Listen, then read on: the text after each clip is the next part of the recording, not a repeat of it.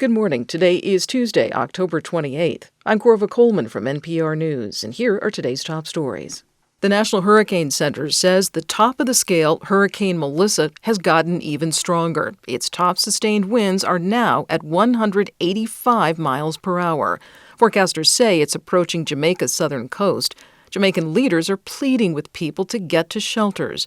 The mayor of Montego Bay, Richard Vernon, says Jamaican officials are using all their knowledge to protect people. Last year we had Beryl, this year it's Melissa, and we knew what happened last year, so we are ensuring that we follow the same protocols, lessons learned from then, applying those now so that we can be better prepared and reduce the risk associated with the weather system that is coming. He spoke to the BBC. Yesterday, Jamaica's prime minister warned there's no infrastructure in the Caribbean region that can withstand the strength of this hurricane's onslaught. Defense Secretary Pete Hegseth says the U.S. military has struck more boats in the eastern Pacific Ocean. Writing online, he says the U.S. hit 4 vessels, killing 14 people with 1 survivor. Mexican officials are responsible for rescuing that person. Hegseth says the boats were carrying drugs. He does not provide any evidence of his claim. Premiums for Affordable Care Act health plans in the U.S. are set to jump sharply next year. That's unless Congress takes action. This is a key demand of Democratic lawmakers. They're demanding that Republicans restore funding for the health programs before they will sign on to spending legislation to end the nearly month-long federal government shutdown.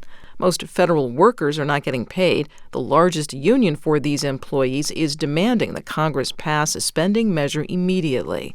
NPR's Selena Simmons-Duffin reports health policy experts worry many young and healthy people will end up dropping their health insurance coverage. Chloe Chalikani is 31 years old and runs a small culinary business with her partner in Midcoast, Maine. She says she's already at her limit, paying $460 a month for an ACA plan. So if the premium gets more expensive, I don't plan to get insurance next year. Health policy experts warn that healthy people leaving insurance markets can lead to something called a death spiral, where only the most sick and oldest people participate. Open enrollment is coming up on November 1st. There are currently no signs of progress on this issue in Congress. Selena Simmons-Duffin, NPR News, Rockland Harbor, Maine. President Trump is in Japan, where he met U.S. troops on an aircraft carrier. NPR's Deepa Shivaram reports Trump also met with Japan's newly elected prime minister. Japanese Prime Minister Taikachi hosted Trump for a bilateral meeting and a lunch in Tokyo. Trump congratulated the prime minister on her recent election win, becoming the first female prime minister of Japan. The two leaders signed an agreement affirming the U.S.-Japan relationship is in its, quote, golden era. Anything I can do to help Japan, we will be there. We are an ally at the strongest level. The two leaders also signed an agreement on rare earths minerals. A final trade agreement is still being finalized, but the Japanese prime minister has teased a purchase of Ford F-150 trucks from the U.S. Deepa Shivaram, NPR News, Tokyo. President Trump will also head to South Korea this week. He says he'll meet Chinese President Xi Jinping. The big item on the table would be trade disagreements. The Trump administration says it has worked out a trade framework with China that could be used as a basis to complete trade deals. Big tech company Amazon says it will lay off some 14,000 roles in its corporate workforce. In an online message to employees, Amazon officials say artificial intelligence is letting companies innovate more quickly, but Amazon did not specify how AI may have changed any of its workers' roles.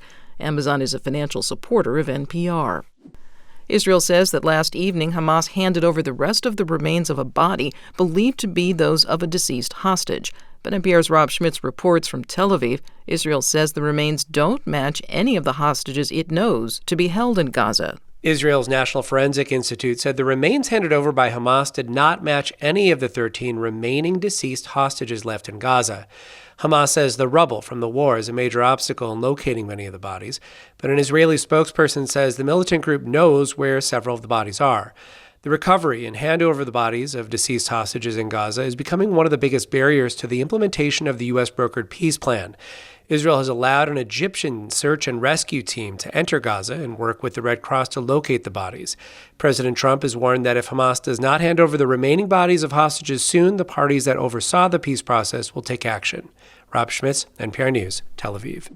Game 3 of the World Series went 18 innings last night. The Los Angeles Dodgers beat the Toronto Blue Jays 6-5 when Dodger Freddie Freeman homered with a walk-off. That game lasted for more than 6.5 hours, and they're going to play Game 4 tonight in L.A. Obesity rates have declined after hitting an all-time high of nearly 40%.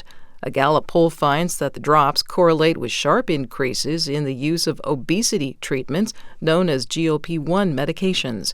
NPR's Yuki Noguchi explains. For decades, obesity rates steadily climbed, evading various diet trends and public health attempts to curtail it.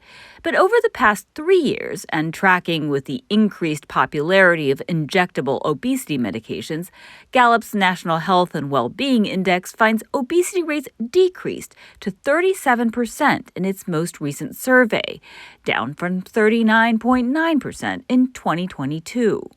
Meanwhile, use of GLP-1 drugs more than doubled to 12.4% over the past year and a half. Still, the percentage of Americans diagnosed with diabetes hit an all-time high of 13.8%. Yuki Noguchi, NPR News. And I'm Corva Coleman, NPR News in Washington.